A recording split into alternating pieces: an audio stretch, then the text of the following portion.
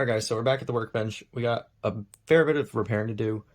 I'm not sure how many videos this is going to be split up into. It might be one, it might be two. I doubt it'll be three. With the time lapsing, it shouldn't take that long for y'all. We got a couple things to do. We got to solder, we got to basically rebuild this whole back end. We're going to try to clean off a good portion of it too.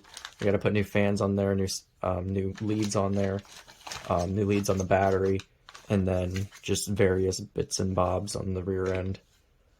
Not going to bore y'all with the details, we're just going to get right into it. So before we get started, I just discovered one thing. Somehow the end of the antenna, let me get y'all zoomed in. Somehow the end of the antenna got knocked off, or ripped off during the crash. So we're going to have to replace the receiver at some point too. We'll do that last probably. But first thing we're going to do, we're going to get the back end just completely taken off so we can just work on that by itself. Alright, so we're looking at the back end. I didn't even realize how bent this was. I can't get to that, so we're going to have to hit that with a hammer, but we'll do these. Actually, no, we should probably leave these in there first until we get that one.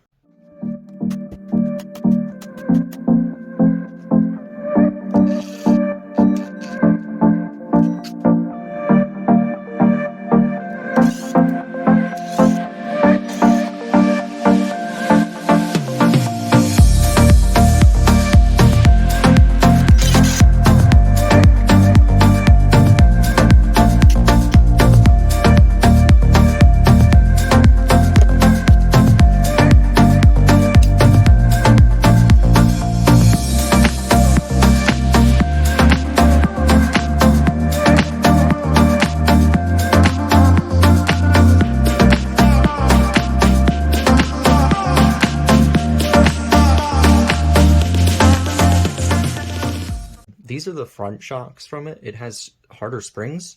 So I figured while I had these shocks off and busted up anyways, I may as well just replace the springs from the rear shocks with the front springs on the front shocks.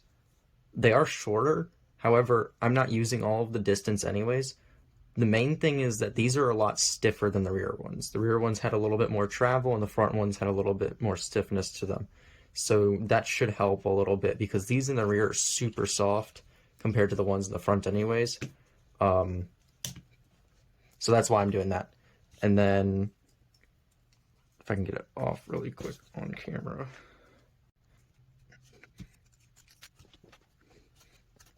These pieces right here, if I can get it to focus.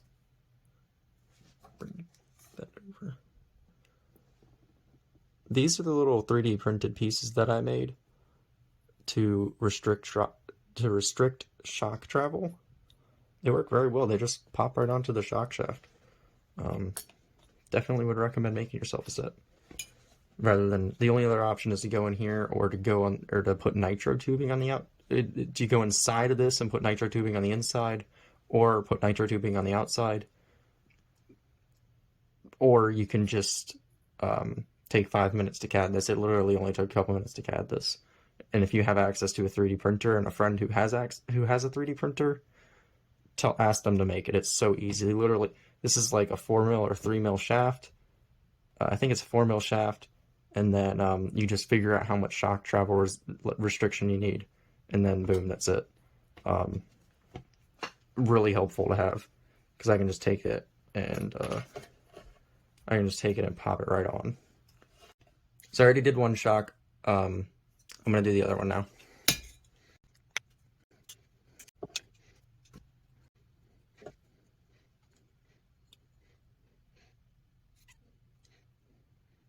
So the shock does have a slight, like the tiniest amount of bend to it. If it was any more than this, I would replace it, but I'm not going to go into the shock and replace the whole shock, or replace that shock shaft just because of this. It's so, actually you can see it even better on camera. It's just a slight bit, but I'm only using that much of the shock anyways, so I'm not going to worry about it too much. I don't think it'll affect anything. I'm not super picky about stuff like that. Let me get the new shock end on.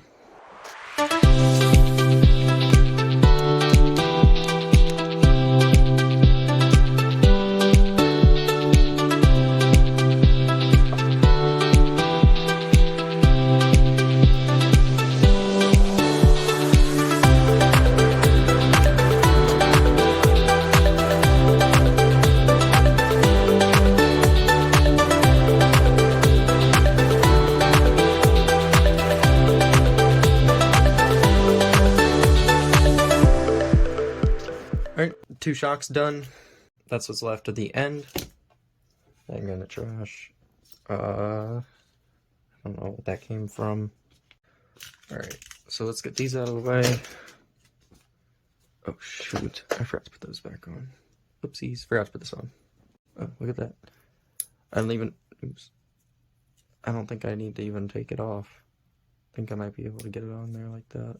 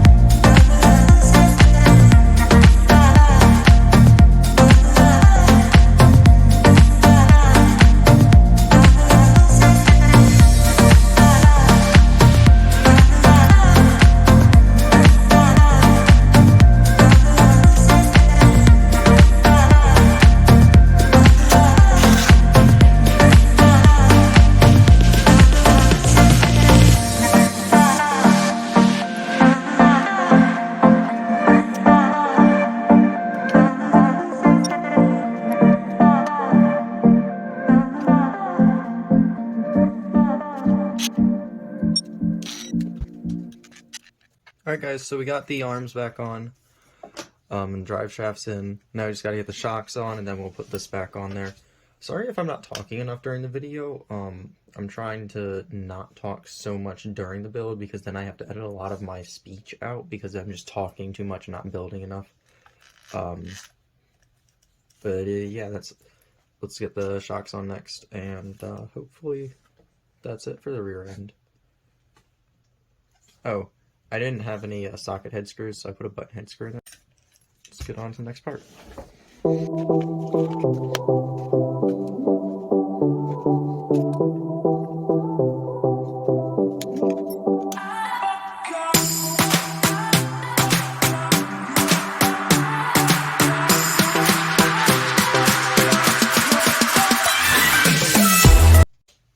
You know what, guys?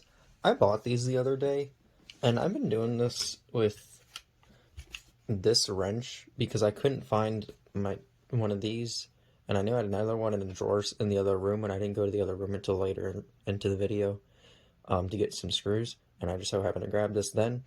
Alright guys, future me here. What I was trying to say was, before I ran out of film, or, before I ran out of storage, I had these the entire time and I completely forgot about them. I was trying to use that wrench thing and this stupid little thing. These things absolutely suck. And I bought myself a whole new set of these and I completely forgot about them. But now I don't need that. Oh shit, that was glass. Oops. Anyway, back to the video.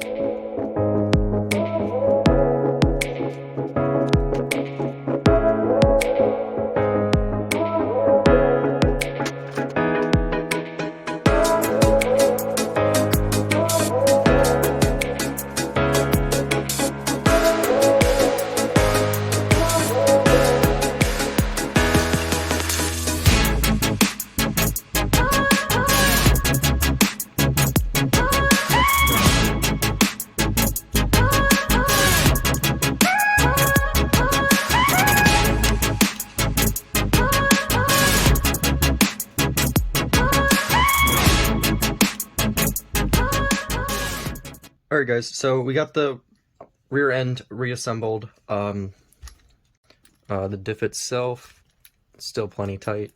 I think I have million weight in there. I didn't completely lock it. I don't know why I didn't completely lock it, but I didn't. I'm not going to take it apart to completely lock it, at least not right now. Maybe in a future video. Or maybe I'll just do it off camera and let y'all know that I did it. I'm not sure yet. Other than that, we're good. So I'm going to end the video here, and then there'll be a part 2 out for getting this back onto the car. I'm in the midst of deciding what to do. We might actually do a full chassis swap and a custom build with a different chassis using a stock Typhon chassis. So it'll be a short wheelbase, and I'm going to try to make it work if I can. I have 2 old Typhon chassis that I can test with.